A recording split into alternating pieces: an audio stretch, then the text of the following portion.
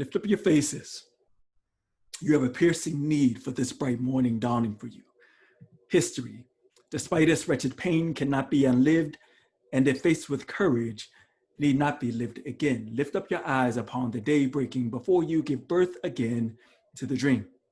Women, children, men, take it into the palms of your hands, mold it into the shape of your most private needs, sculpt it into the image of your most public self. Lift up your hearts. Each new hour holds new chances for new beginnings.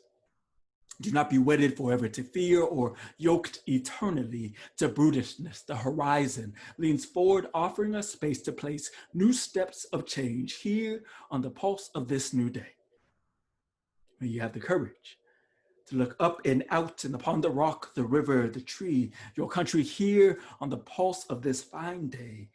May you have the grace to look into your sister's eyes, to look upon your brother's face and say simply, very simply with hope, good morning. To you all, I say good afternoon or good evening, whenever you may be watching this. It's so good to be with you all. My name is Dr. Wilson Okello. And again, just grateful for the opportunity to join you, to be one of the voices that gets to welcome you to FIT in the new academic year. As I get started, I would begin with a land acknowledgement. A land acknowledgement is a formal statement of recognition as we pay respect for to the indigenous peoples and nations that are connected to traditional territories. It's a sign of respect, right? And gratitude for those individuals, for those generations, for those communities that occupied the territory and the land that we reside in. It's important that we understand that there's a long history of land, regardless of where we go, right?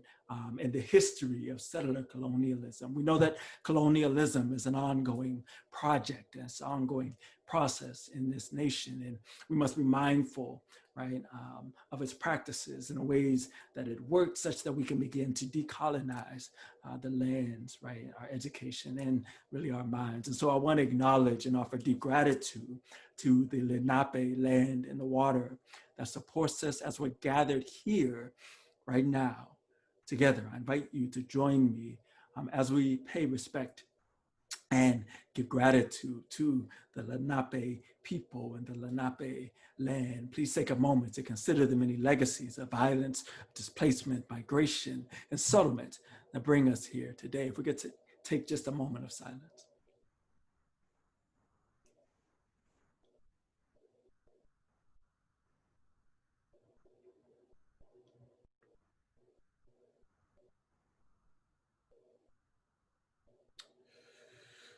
Thank you for joining me in that.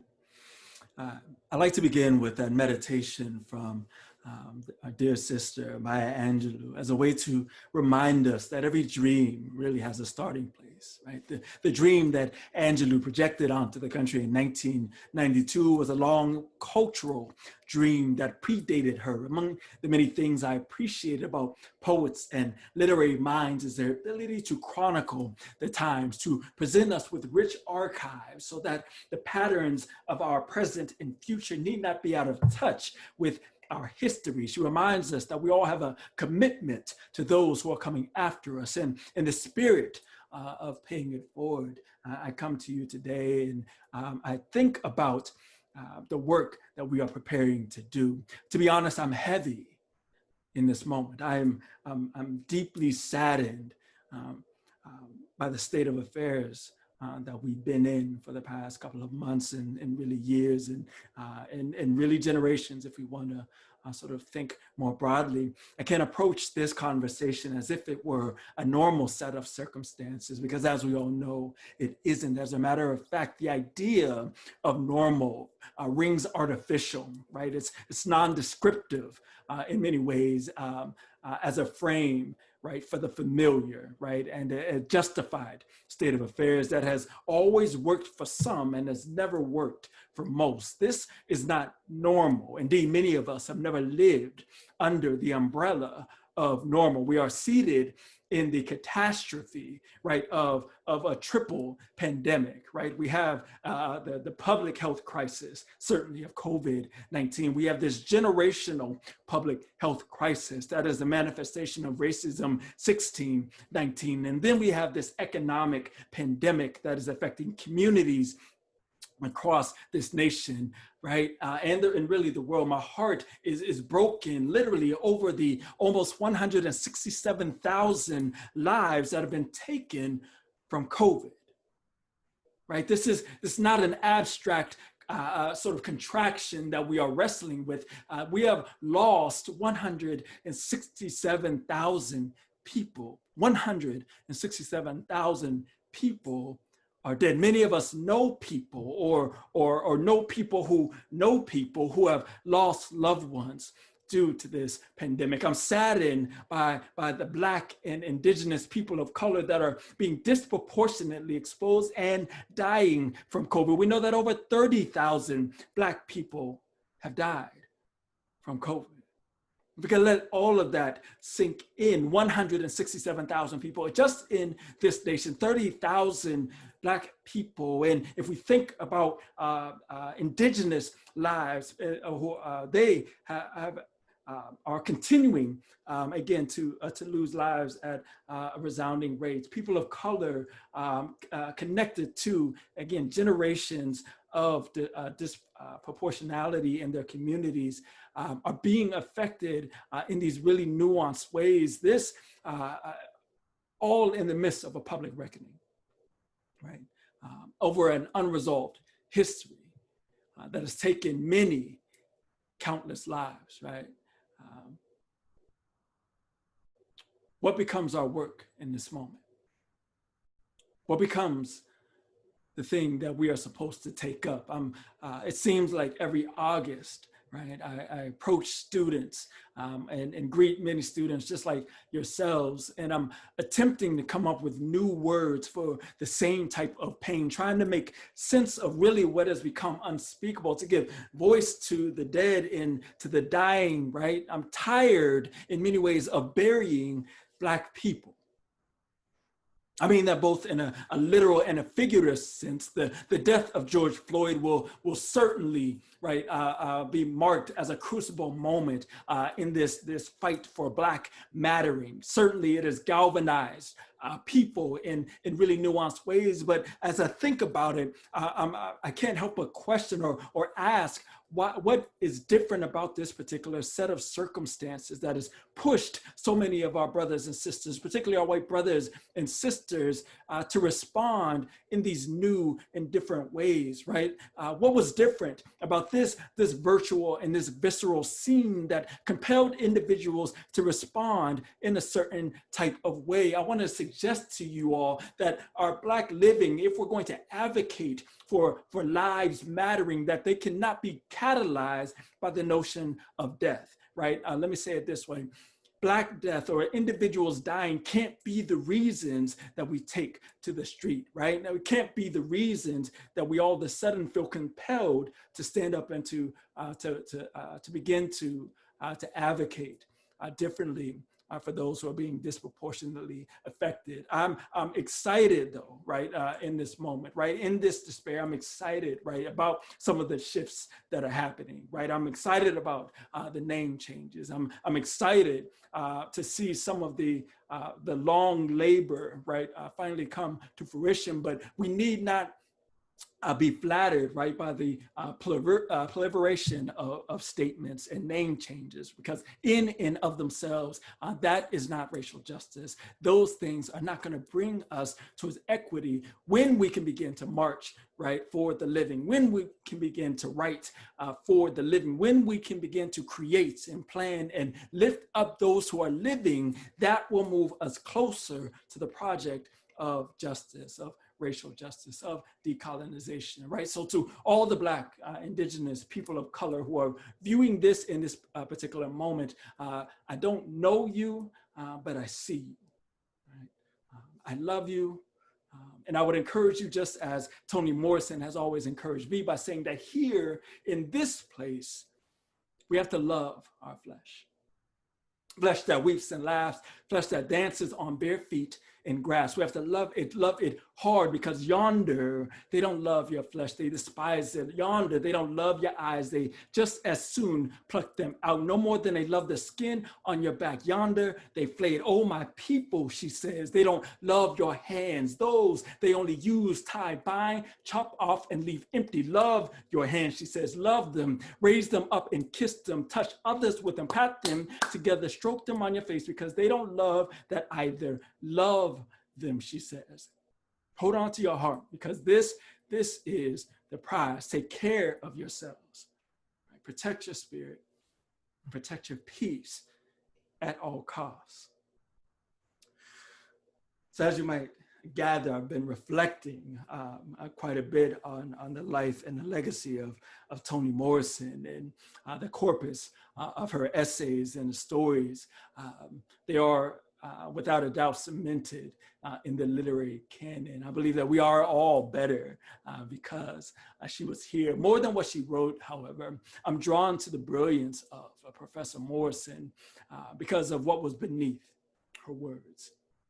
And Toni Morrison, she was not shy about telling anyone who would ask why she wrote what she wrote. She wasn't interested in those, or I should say, she was interested in those who were going to read her work. She was interested in a particular Black readership, right? The allegory or the parallel for Morrison was Black music, right?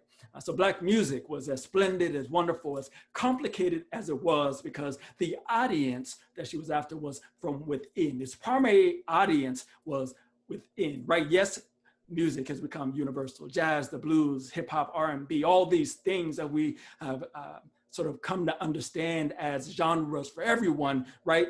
Everyone can play it, everyone can participate in it, but it evolved, right? Its primary audience originally was the Black community. She wanted her literature, right? The things that she wrote to operate in this type of way, right? To connect to the soil, right? There's an important lesson in this for each of us, and it's that that we need not apologize, right, for our work being deeply connected to the core of who we are. But in that, right, we assume a particular type of responsibility to complicate our work by both acknowledging and centering identity. I submit to you that in this nation, our collective futures suffer when we fail to examine how identity shapes the world and our work. When they treat identity like something that's transparent, like, right, something that we can't see, kind of like those fish, right, that David Foster Wallace writes about, right? There's two fish who are swimming along, and they happen to meet an older fish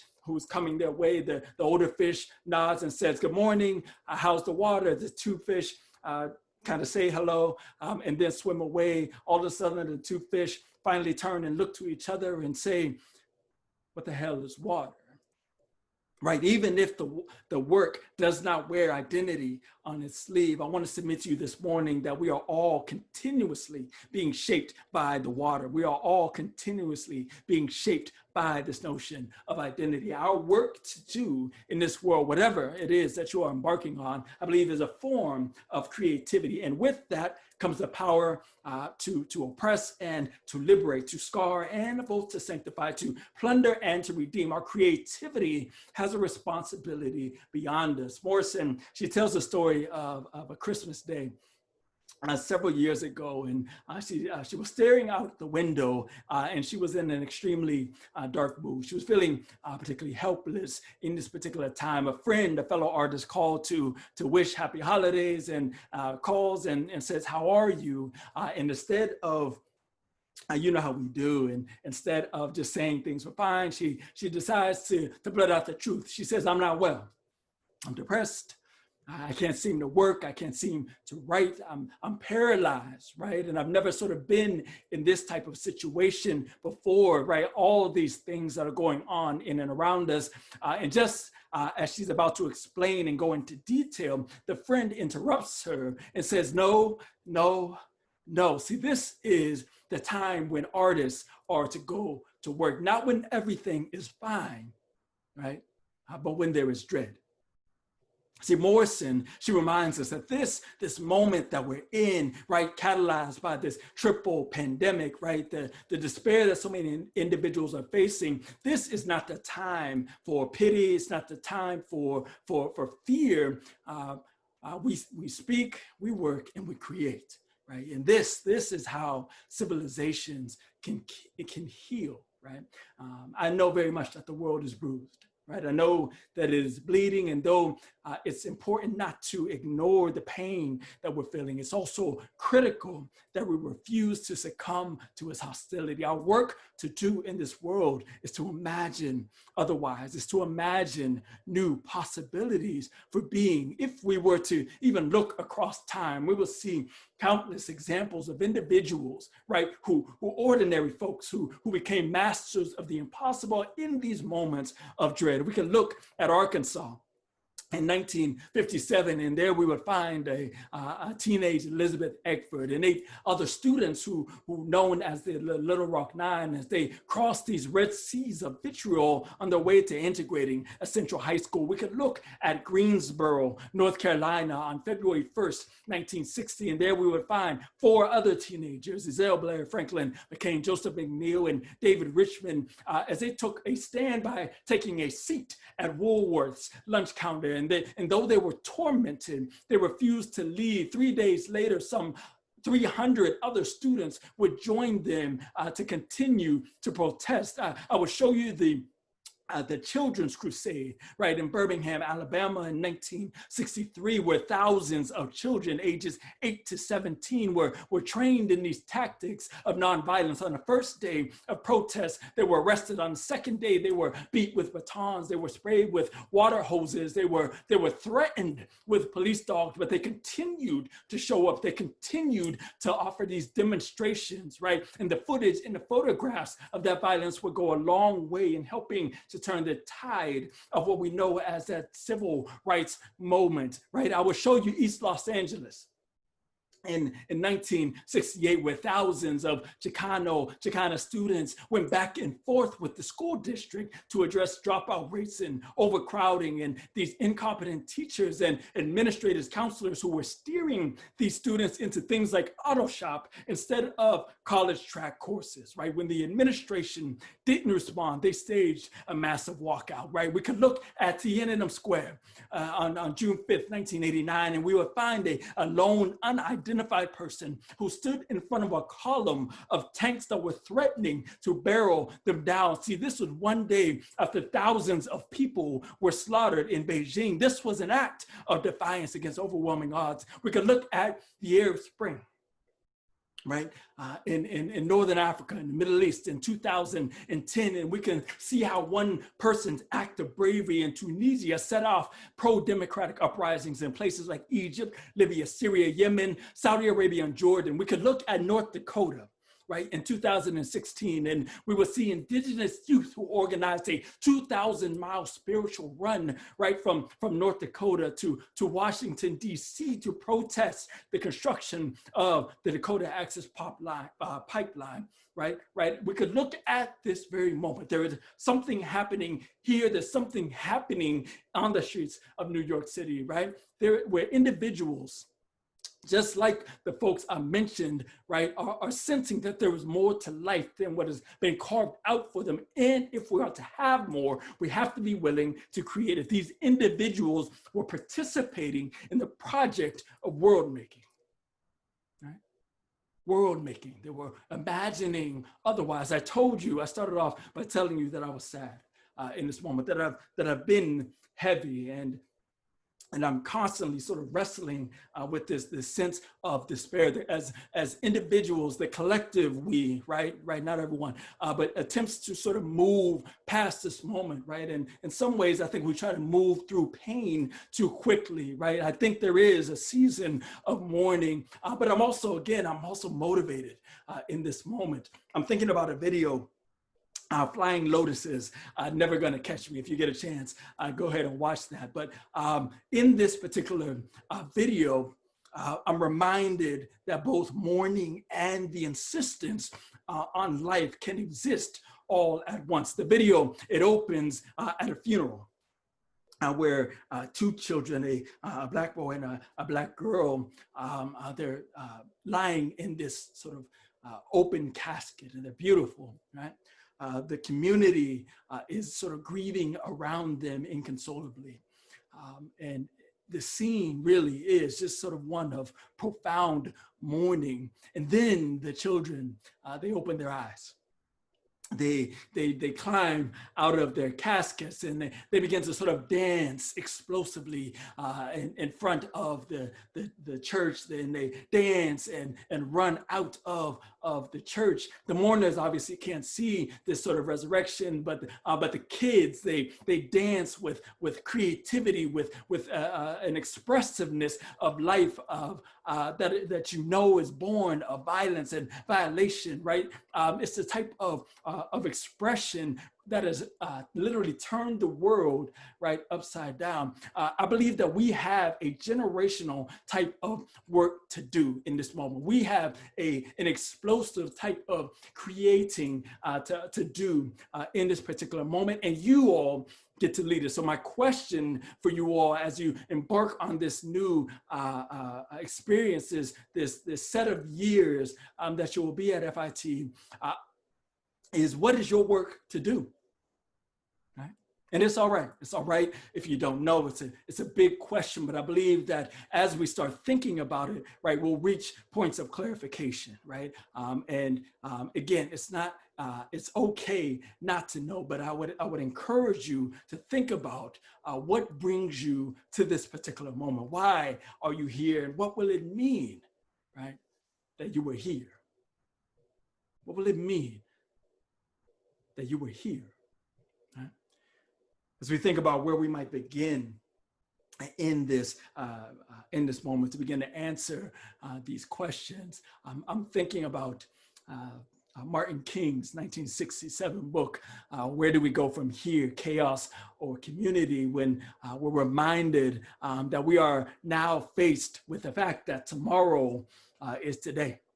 And we are confronted with the fierce urgency of now in this unfolding conundrum of life and history, as King says. There is a such thing as being too late. Procrastination is still the thief of time. Over the bleached bones and the jumbled residue of numerous civilizations are the pathetic words, too late. There is an invisible book that faithfully records our vigilance or neglect. We still have today, my friends. We still have an election coming. We still have your life. We still have your creativity. You still have time. What will it mean that you were here? You all get to decide what type of leaders you are going to be. You get to set the tone for what society and culture ought to be doing from this moment on. As we grapple with society's hardest questions, right, as we think about our responsibility, you all have the potential stored up in you to begin to respond to this moment. I think about the prophets in ancient Hebrew culture. The prophets were the ones who were responsible for keeping the ministry of imagination alive. Right? It was the prophets that individuals looked to evoke a consciousness that could serve as the alternative to the dominant culture that was around them. It was a prophet that was responsible for inserting moral language into public dialogue and making hope accessible and materializing the possibility of different sorts of outcomes, right? We see this in a Martin King, who would often say, I see the power of God, right? Transforming the fatigue of despair into the buoyancy of hope. I am convinced that in the struggle for righteousness, the universe continually bends towards justice. The brilliance of a king was in his ability to creatively recast a familiar dream, right, for a particular time and a purpose. But and I believe that when you dream out loud, right, you stumble across, upon a place like FIT, and I believe that you find other dreamers who will want to leave their mark on society, right? Dreamers don't do this in isolation. Who would a Martin King be without a Martin King Sr., right? His father and a minister himself. Who would a Martin King be without an Alberta Christine Williams King, his mother? who was a minister in her own right and an organist, right? Who would a Martin King be without an Ella Jo Baker and her democratic philosophies of leadership? Who would a Martin King be without a Mahalia Jackson, who quite literally compelled dreams to come out into the open? Who would a Martin King be without individuals like Ida B. Wells, right, in her prophetic fire, right? Edwidge Dandicott, in her book, Create Dangerously, the immigrant artist at work, reminds us that we should imagine otherwise, more than just for sort of pomp and circumstance, but for the purpose of creating anew the world that we so desperately want. The process of creating art that tells the truth, she says, requires courage, it requires faith, it requires honesty, and an understanding of the greater good. As the individual she talks about often risked everything up to and including their lives so that we might have the opportunity to remember who we are as people. It is because of their decisions to create what was necessary for our survival that we have an opportunity to do the same for others. And so a message for you is to create dangerously. Create dangerously, right? For those who are pursuing, right, these courageous matters, knowing in part that no matter how trivial your work, right, may some days seem that someone, someday, somewhere is depending on your work for survival. I would encourage you to create dangerously, as though each piece of art, each thing you put your hands to, right, were standing for life, for a soul, for a future. I believe that we have no other choice. As I considered this own question, I wrote the following piece. The walls of my bedroom were my first easel. Sandstone espresso, the color of less dangerous coffee. Neutral and watered down like the backdrop for photographs, a surface with no distinction, would never have a story to tell, my brother and I. We couldn't bear the agony of untold adventures. So when life was only as tall as doorknobs, we left all the wisdom we could squeeze out of Crayola in hieroglyphics for archaeologists to examine. Mama didn't like this too much. Said this wasn't the place for that type of intellect. There would come a time when maturity will compel us to restore and revitalize the incivility of radical imagination. But I would never forget my father's words at the hearing of our mischievous acts. He said, if this is how they want to live, then let them do it. Perhaps he saw something in us that was buried in him, the same courage that allowed him to break the ocean in two and carry the weight of never returning. Ideas don't fit into rigid boundaries. Immigrants rarely do, so they raise poets to be the pencil for the silence and paint on walls because there was never room for them in books, to become authors for the purpose of naming the murals we dismiss as graffiti, the genre of the voiceless. If riots are the language of the unheard, the bricks of my spirit are full of them. Cacophony and three-part harmony, crosses I didn't choose to bear, but for the sake of this gospel I wear. Our bodies are projects, portraits rehearsing the struggle for justice, noisy, disruptive, unruly, contentious adjectives we assign to things that misbehave, suspending the humanity of things that offend. This is what it looks like to be a problem. This is what it sounds like to be a problem. Art was never meant to hang in galleries. Flawed templates for cursory viewing, musing, and mindless movements along a carousel of controlled protest masterpieces lose their brilliance this way, this posturing, this turning down your rage to barely audible levels so that they will never hear the fireworks in your belly, the language of pain, anger, and love. Our canvas isn't polite, it's political.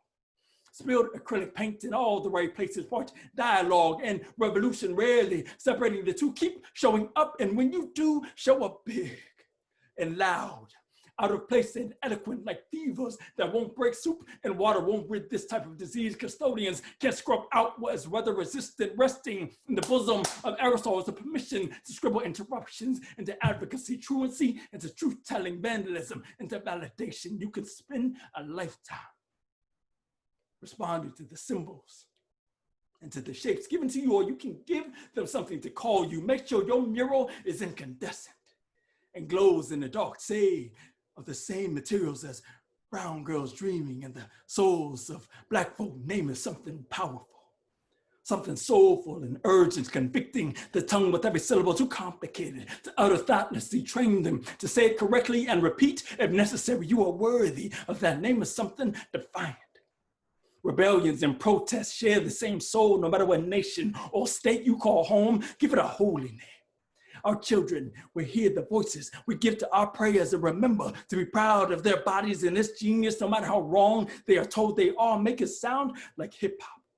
Literacy of recovery, rebirth with a soundtrack of resistance written on vinyl, arresting a world that co-opted your rhythm and blues. Return to our possession and license to move freely. Call it Umoja, Ujima, Ujamani Akumba, and every principle that reaffirms the beauty from which we ascend. Name it Jericho or Berlin, with your voice as the trumpet in arms, raised like trombones. Yes, walls may be insurmountable, but nothing is impenetrable. Unrighteous cornerstones will always fall in on themselves. Give it a fearless tone, one of warriors and war cries. Make it a resurrection song for the names we will pull from the wreckage of oppression that will not stay nameless. Trayvon, Tamir, Eric, Sean, Rakaya, Yvette, Cynthia, Denise, Brianna, Sandra, your names, your memory will be the rhythm in my breath. It will be the paint on my hands. Our lives are murals with no name until we give it one. As we begin to sort of take up this work of creativity, I want to offer you 4 questions to reflect on. If we're going to take up our responsibility, take up what it means to be leaders in this moment, to exercise our creativity, to imagine otherwise, I believe that we will need to be responsive to 4 fundamental questions. Those questions: number 1, what is it that you want? Number 2, how are you positioned? Number 3, what power do you have? And number 4, what are you willing to give up? Number 1, what is it that you want? Number 2, what power do you have? Number 3, how are you positioned? Number 4, what are you willing to give up?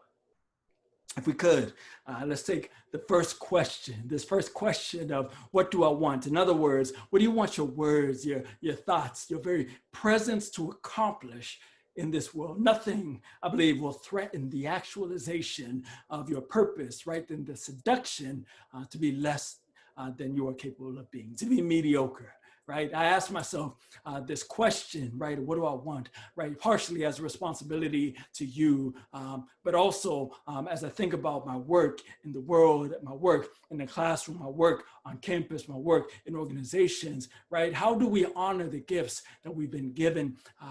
And I believe that as we begin to sort of respond to these questions, is we get clarity around what it is that we desire for our work, right? Our thoughts, our presence to accomplish in this world. For me, I want my words, my thoughts, my presence to do 3 fundamental things. I want to create, I want to inspire, and I want to disrupt. I want to create, I want to inspire, and I want to disrupt. What is it that you want your words, your thoughts, your creativity, right? Your ideas, your very presence, right? To accomplish? I would invite you to think about 3 words that come to mind when I ask you this particular question, right? We've seen writers who are able to tangle things like mythology or ideas like mythology, futurism, dystopia, science fiction, to blend them together in new and imaginative ways. We've seen creatives push genre and conventionality, right, in imaginative ways in this particular moment, right? What is it that you want your work to do? Number 1. What do you want? Number 2, how are you positioned? I believe that the most radical thing that we will ever do in this world is to define who we are against a world that has already determined what we will be. The most radical thing that we will ever do in this world is to define who you are, to define yourself in a world that has already determined who you are and what you will be. I'm thinking about Ta-Nehisi Coates' recent book, or a few years back, Between the World and Me.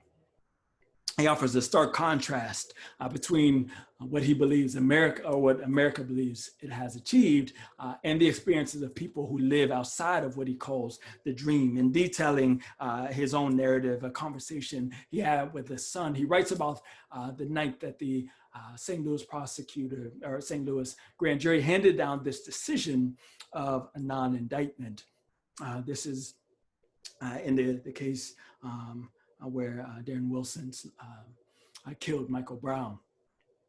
In this particular incident, Coates and his son, they were watching television, and they were watching the decision being made. And once the decision was made, Coates' son, he ran off to his bedroom crying. After several minutes, Ta-Nehisi Coates goes in to check on his son, and he writes the following. He says, "I didn't hug you. I didn't comfort you.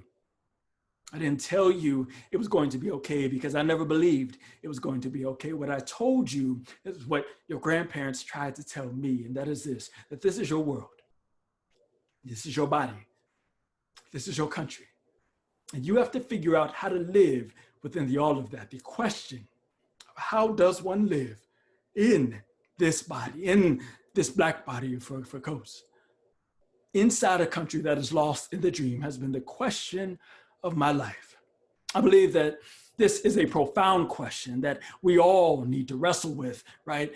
Black, brown, indigenous, people of color, or otherwise, because as we get closer to understanding how we're positioned, it informs how we might respond in the world. There's this idea called the cycle of socialization. It says that once we're born, we're bombarded with messages from various ideological places, right? Our family, our churches, our schools, the media. These things all serve to inform how we think about ourselves, how we think about the world, and how we think about ourselves in the world. How does, right, one live in the body that you hold, right, within this country? I believe, again, it's a profound question as we begin to sort of think about our own social identities, our membership, when we consider our race, our gender, our class, our sexuality, our ability, right? All these things serve to inform how we are acted upon in the world and how we move in and through the world. Any serious conversation about owning our responsibility in this moment must begin with a question of how we understand ourselves in the world, right? One of my favorite poets, Audre Lorde, would say it this way, that we need to learn to hold on to all of the pieces of us that serve us, despite the pressure we are no doubt going to face to live some pieces of us and erase others. We need to learn to hold on to all of the pieces of us that serve us, despite the pressure we are no doubt going to face to live some pieces of us and to erase others. I'll give you one example of a student who did this very thing as she was responding to this moment. I'll read you an email that I received from this student probably a few weeks back now, in response to this particular moment. It says, "Hi, Dr. Okello. In light of current protests and movements going on in the country, I want to make sure I do the right thing and I take a stand for equality. I want to ensure that I do this in a correct manner in order to prevent offending anyone, but I also want to do something to help and not remain silent. I know I will never understand what it is like to be Black, and I know that your class taught me so much about how to process. I don't think I realized how naive I was on the matter of race and inequality in our country. I guess the overall purpose of me writing this email is to first check in on you and to let you know how much I value your opinion, and secondly, to ask for your guidance and how I can educate myself more and in turn educate those around me on the best way to support the cause. I've seen lots of posts on social media, but I know that those have a limited effect if we do not put our words into action. Thank you for your time, and I hope that you are staying healthy and well. Sincerely, this particular student. This student was a white student, a white woman, And what I appreciate most about this particular email is that she was willing to sort of own her positionality, right? To own where she was, own her identities in the moment. I think it's important, right? As I offer sort of advice to her, but also as I'm thinking about words I might share with you, I think it's important that we do our own self-work, right? And exploring our own relationship to this idea, this large idea of whiteness and white privilege, of dominance and systems of oppression. These ideas require work. Before we can actually begin to address what this means in public, we have to be willing to sort of to do the work on our own, right? To address this in our own, in our lives. I would also encourage you to invest in the idea of building community, right? I think whiteness as an idea trains us, right? Whiteness as a system of domination, white supremacy more broadly, it trains us to skip the process, right, of community building and go straight to outcomes, right? So everybody wants to do something in this moment, but we forget about what it means to build community, right? So build community with others, right? It allows you to support one another, right? To hold each other accountable in this moment. If we go into this knowing that we're all committed to a common purpose, it changes, right, the particular outcome, right? I want you to think about your community even right now, right? Who in your community can push you to be better? For some of you, that might be an easy question to answer. For others, you might have to think. You might have to think a little bit. But I would encourage you to think about who in your community can push you to be better, right? I believe that in this work, right, of self-exploration, of pushing towards racial justice, of pushing towards decolonization, of pushing, right, towards this idea of social justice, right, that you're going to be met with some resistance, right? Both externally, but also I think internally, right? And I think it can be a liberatory journey, but it's going to require motivation, right? You need to sort of lean in when it gets difficult and important. To quote Jamie Washington, resistance, I believe, and as Dr. Washington, Reverend Dr. Washington might say, resistance is just a sign that you're in the right place, right? And so I would encourage you to think about what it means to do self-work, to invest in community, and to remain motivated toward this idea of equity, of social justice, of racial justice and decolonization, right? How are you positioned? This third question, right? What power do you have?